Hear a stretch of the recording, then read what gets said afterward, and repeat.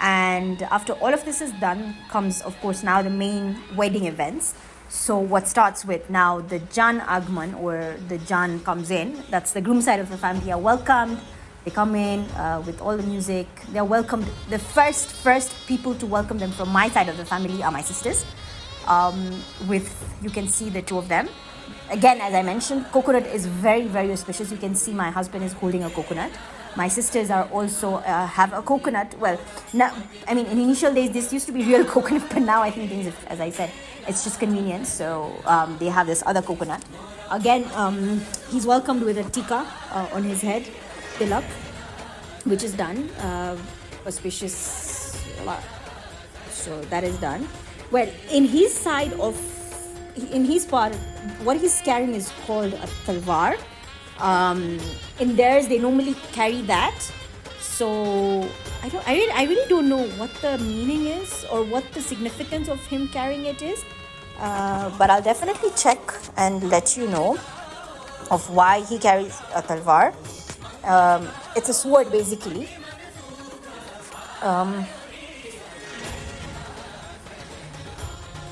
So a sword basically is carried to represent the groom's strength. It's a symbol of protection. The sword is considered a symbol of protection and defense. It signifies the groom's commitment to safeguarding his family, community, and values. Interesting. Very interesting, actually. So that's why he carries a sword to the wedding. It's not for everyone, because I know that my side of the family don't. They are here. Okay, so now what's going to happen is going to be a Jaimala. So normally, sometimes there are two Jaimalas that happen, where garlands are exchanged between the bride and groom. Sometimes there's only one Jaimala that happens. But in my case, in my wedding, there were 2 times that the Jaimalas were exchanged. So yeah, the Jaimala ceremony, that's me, most beautiful bridal outfit. So a bride, in olden days, the normal colors for bridal outfits was red, green and white. In ours, it's normally called a panitar. That's what the outfit is called. Initially, of course, ladies used to wear saris. Now it's become convenience where people just wear chanya cholis. Colors have become more of, the other colors, pink and red and stuff. But I wanted to wear the traditional colors, so I wore the red, white and green. Normally it's an ivory color as well that is taken or done. During this time, the groom tries not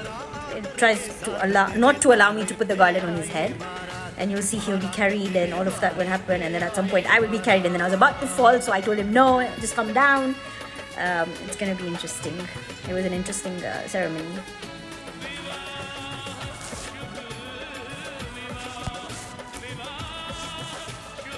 Yeah, there you go, see? And I kept telling him, don't you want to get married? And I tried to emotionally blackmail him, but it didn't work. It really didn't work. And I was trying to look behind, somebody come help me. But when they did, I was about to fall, and I said, no, thank you. I don't want to take that risk.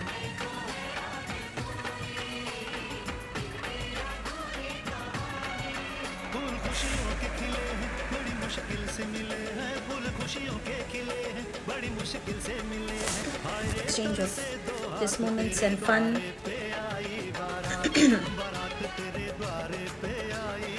Finally, my uncles and my brothers came to a rescue, but unfortunately what happened is you're going to see.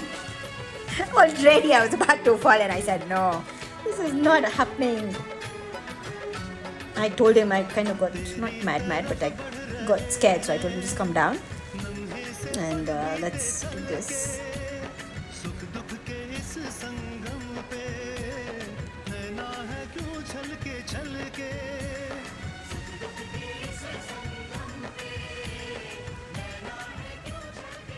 The garlands were beautiful, thanks to my sister. I didn't love them initially, but yeah, later on I think I was okay with them. Again, another ritual by the photographers. I think the more ritual of the photographers than the priest himself at that point.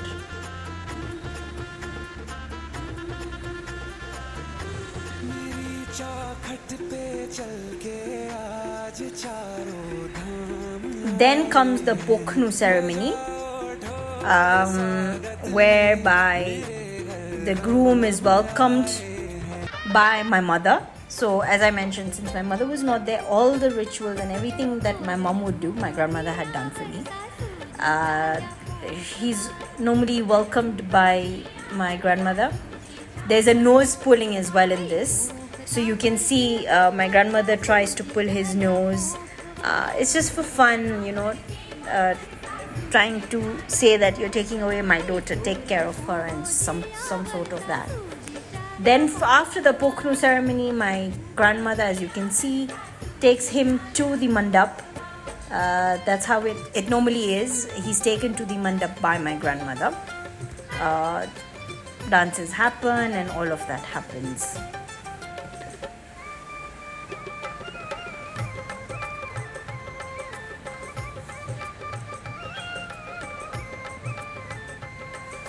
So this is the nose is pulled to remind the groom that he will have to.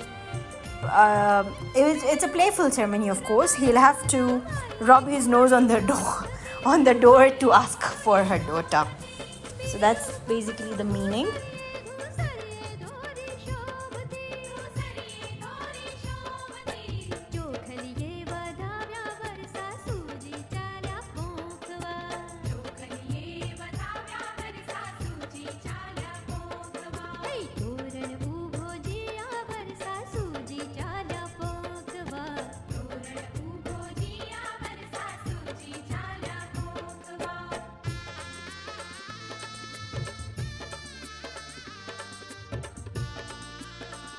This is another welcoming.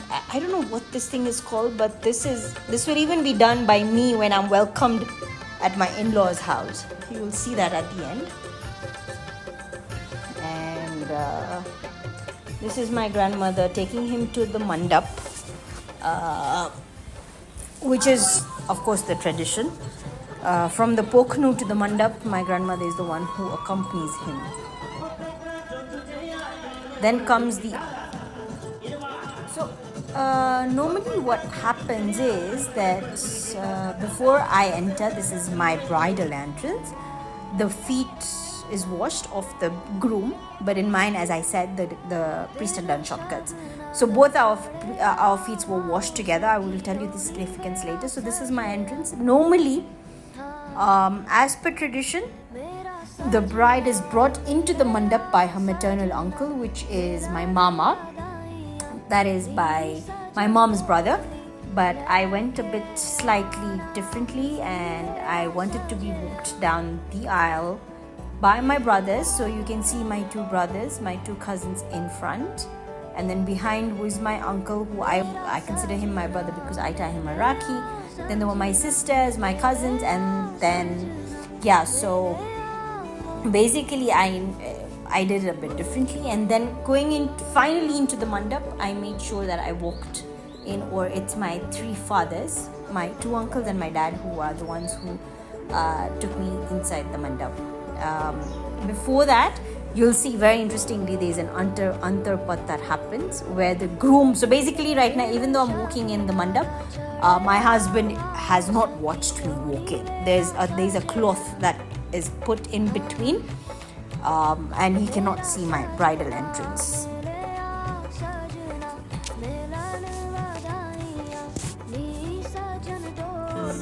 Very special song. It defines the bond between a brother and a sister, and this was a surprise from my cousins for my entrance. Those are my cute cousins,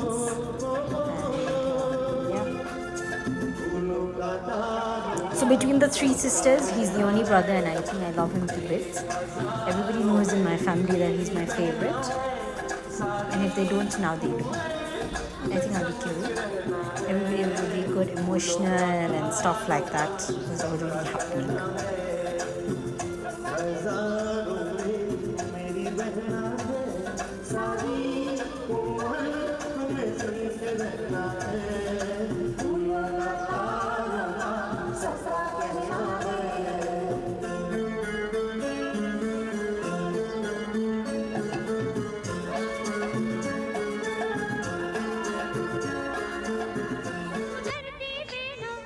So as you can see, I wanted my three fathers to take me to the mandap.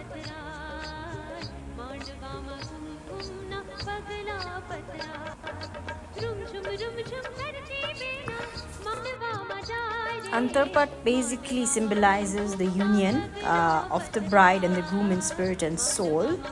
It's an auspicious cloth, and it's removed only after the priest recites some mantras.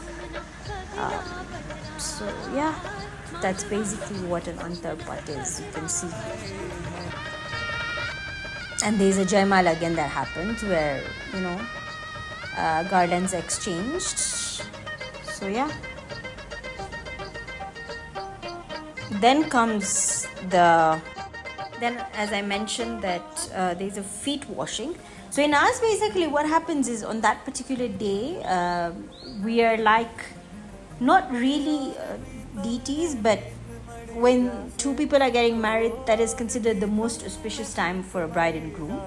So the feet are washed by the bride's parents.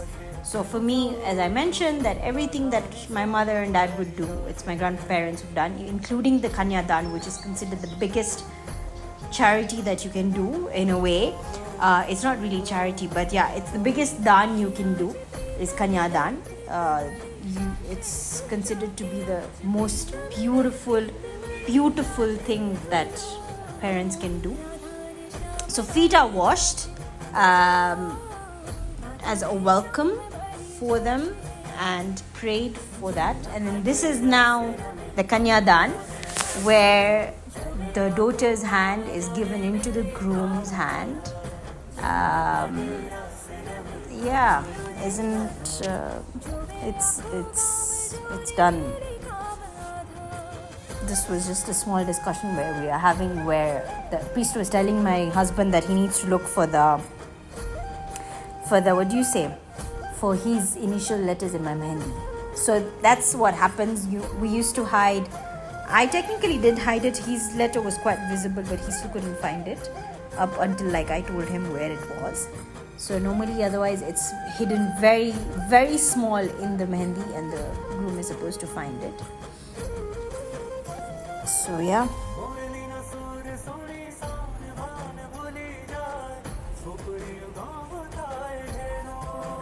So there's something else I forgot to mention. When the groom normally comes in, there's a juta churai, where the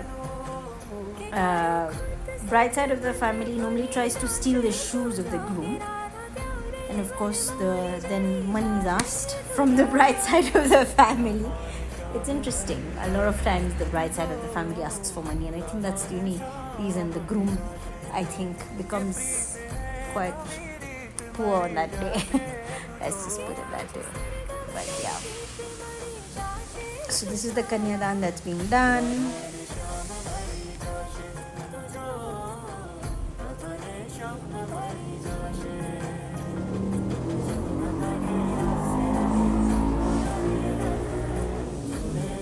So the feet is normally washed, as I said, because they're considered as God for that day, as Lord Vishnu and his wife, Goddess Lakshmi. So that is why the way we'd normally give, shower or wash the feet of God, our feet are also washed.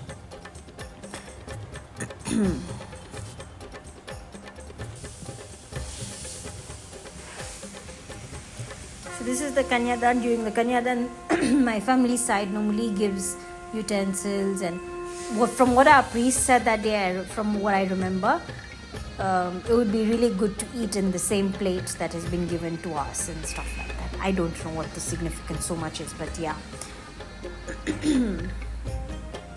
So that is Hastamerap then done. This now symbolizes the union of two souls. Once the Hastamerap is done, you'll see a kind of a cotton thread that's put around both our necks, that remains on our necks that remained actually on my neck until the next day when we reached my husband's house and did prayers at his house, is when we offered the cotton thread to God there at his place.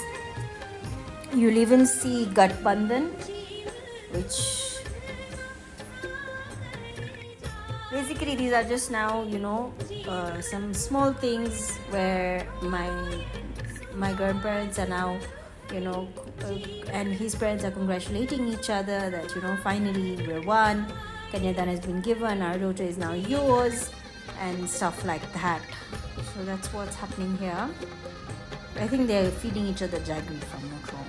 I don't even remember. Trust me, I think that day I couldn't remember. My back had started hurting with that shake hand that me and my husband had done for like 15 minutes, and our hands was just like that.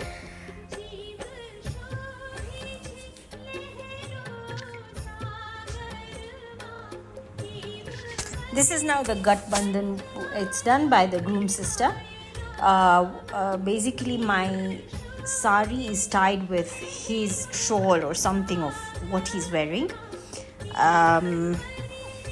Then, it's just to signify basically the union of the two of us. So that's the Gatbandhan that's being done. And trust me, after that Gatbandhan, I felt like my head weight was so heavy because his shawl, not his shawl, that thing that he was wearing was so heavy, and because it was velvet, it was really, really heavy for my head. Then comes the fairas after the Hastamerap and all of that. The fairas, this is normally, there are 4 fairas in ours. This is the first faira. Normally this is given, something is given to the bride by the brother. This signifies blessings from the brother. The first faira basically, the 4 is for dharma, which means righteous path. In this you'll see that the groom takes the lead.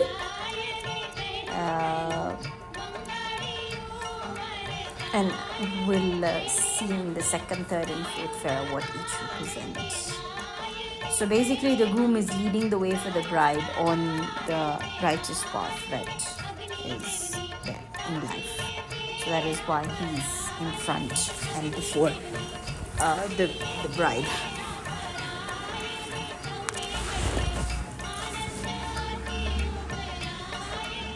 Flowers throwing is just for fun and just, giving blessings and stuff like that. आज से तेरी सारी गलियां मेरी हो गई, आज से मेरा घर तेरा हो गया.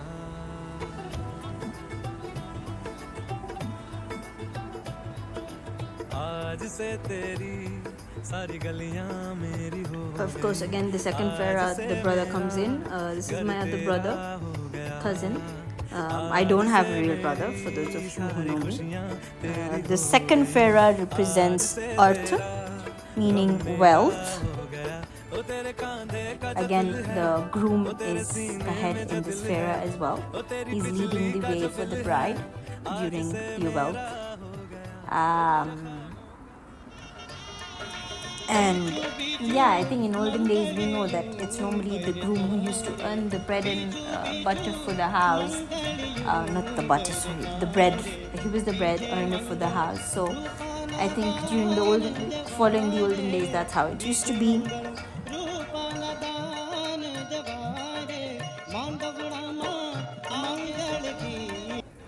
The third faira is for Kama, that's experiencing love. Again, the groom is ahead in this faira as well, leading the way for love and all of that.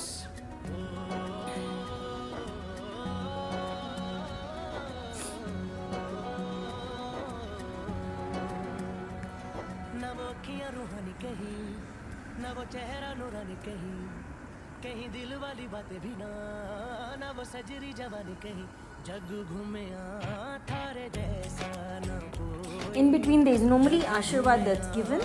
So I know for the fact that the first faira for the Ashirwad, for blessings, it's the brother who comes, brother and his sister. For me, of course, my brother doesn't have his sister. His wife, the brother and his wife. They normally come. The second Farah is, I think it's the maternal uncle who come for blessings. The third Farah are parents. Since, as I mentioned before, I still consider my dad's parents as my dad's brothers as my parents, so they gave me the blessings. So by the way, the third Farah also is for groom agrees that he will not look at anyone else and he will consider all the other ladies as his sister. That's why we actually laughed, and I just remember that joke now.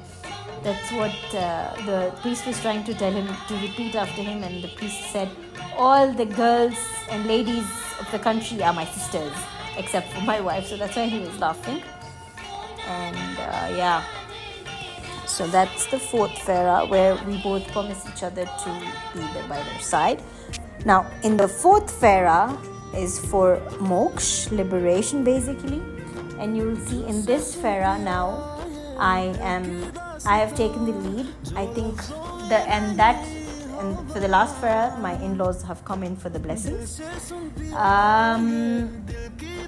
Basically, we come in the last Farah because, as we all know, in olden days, the ladies and the female side or the bride were a bit more spiritual than the groom. So in liberation, the bride would say that I will take the lead and guide you to that path.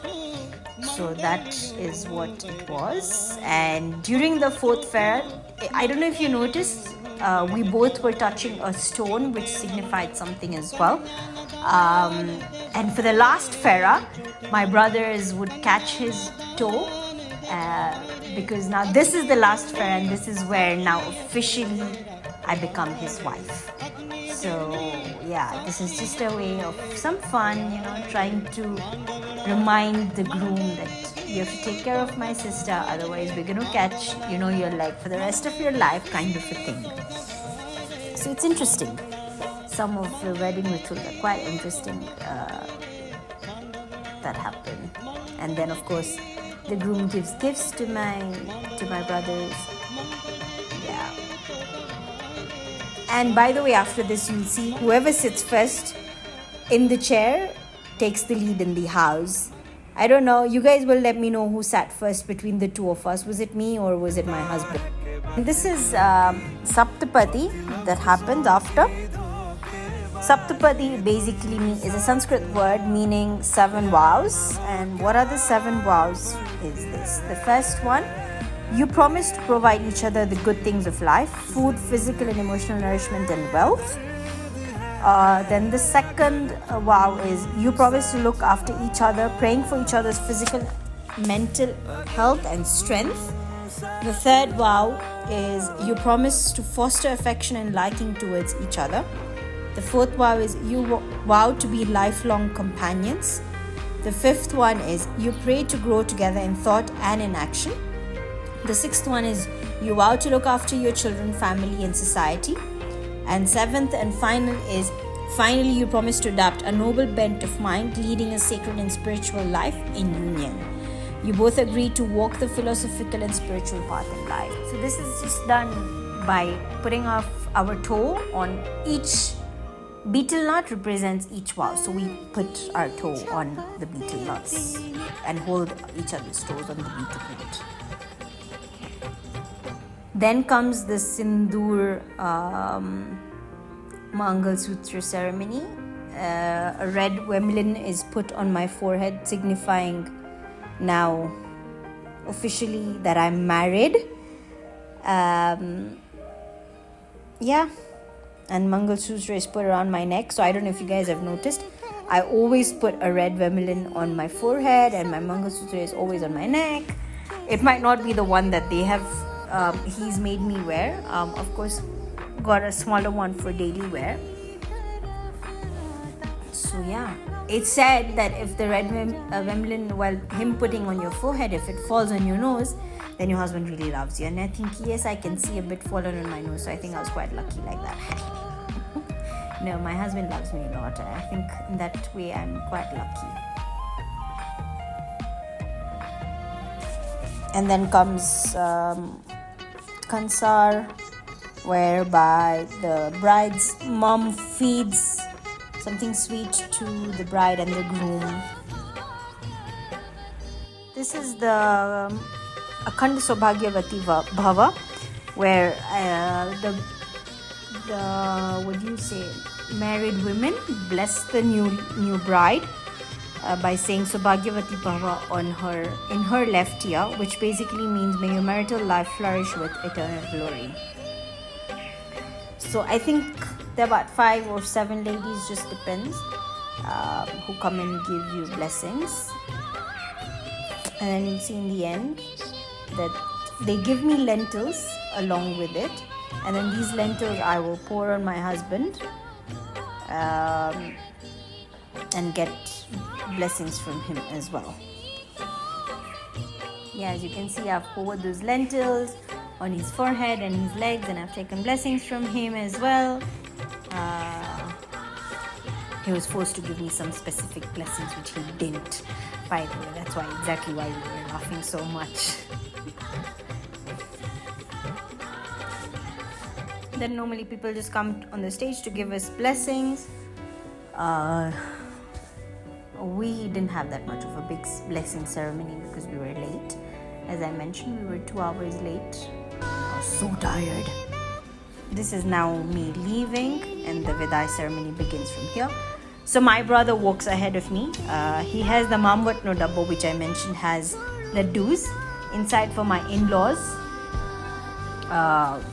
And yeah, this is now where I bid goodbye to my family.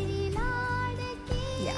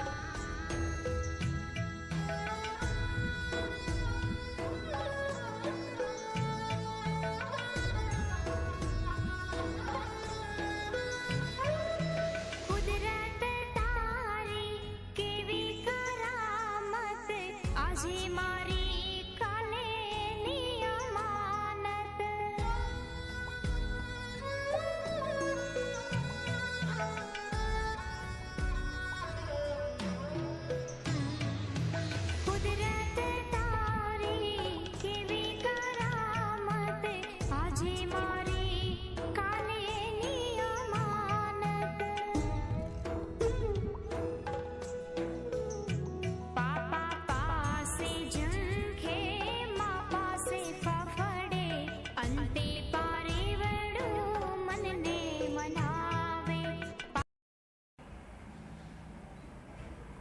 Now, this is the next day where, of course, because my husband lives far away from where our wedding was, we traveled the next day. We are welcomed by my mother-in-law, again with tikka and all of that. So, yeah, we were welcomed by her.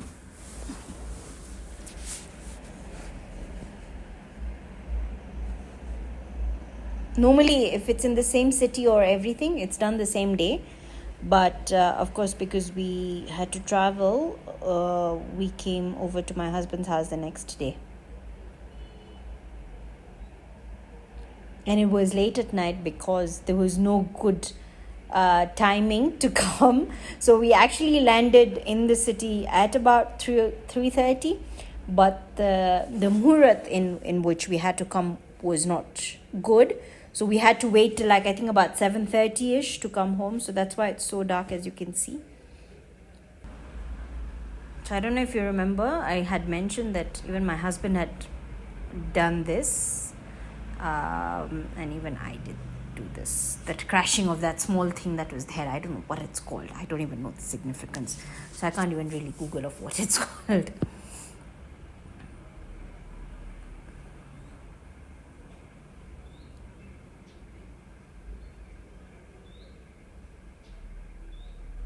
Just some different rituals that are done.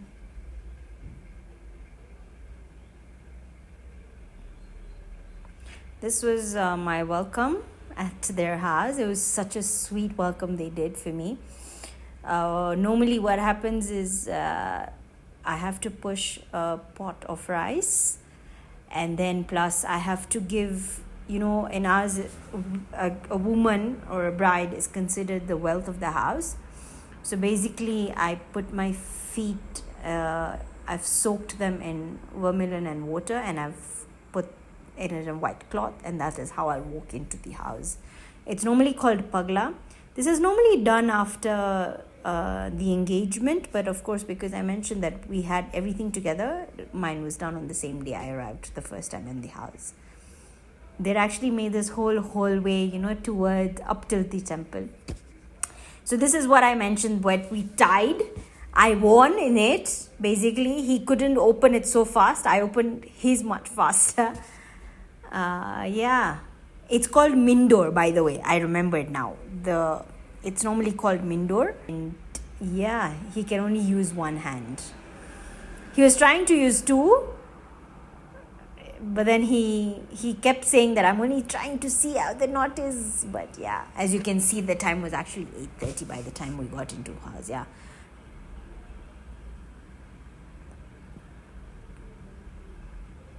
He took time to open it. He really did.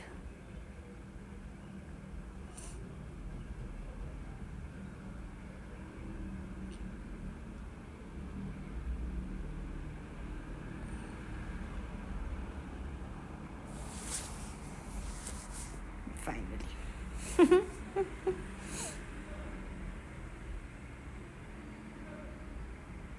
I think, what this signifies from what I remember, because there's so many knots, it basically just tries to signify the strength in your relationship. That come what may, you will try and open all the knots that will be there. And I think knots basically represents problems. So you're going to try and solve the problems. You can see I opened it very fast. It just tries and basically tries to signify that you're going to open the knots very fast and all of that. So I think that's what basically it signifies. And then comes korakori, which is the most interesting part of this. Basically, you can see that's just rose water and rose petals and milk and stuff. So what the priest does, he puts coins and a ring together in that water, and then the two bride and groom have to look for the ring. Whoever looks for I think it's played 3 to 5 times. Our priest did a bit of cheating. I will tell you guys what cheating he did. So initially we played it for 3 times and I won 2 times. But then the priest did it for 5 times so that my husband could win. But I think at the end I'm the one who won. I don't even remember, but I think I did. So yeah, that's what korakori is about. And those are now the rituals that are done from his side of the family. I do remember I was winning, and then the priest decided to do a few more so that he wins. So that's the end of all the ceremonies of a wedding. I hope you enjoyed it. I hope you guys learned something. Well, not technically learned, but yeah, I mean, it's good to know how rituals in our family or in our traditions are conducted. It could be very different from what another Gujarati family does, but maybe a difference of just some bits, not so much. Yeah, that's about it. See you guys. See you in the next one. Jai Shri Krishna. Bye bye. Avjo.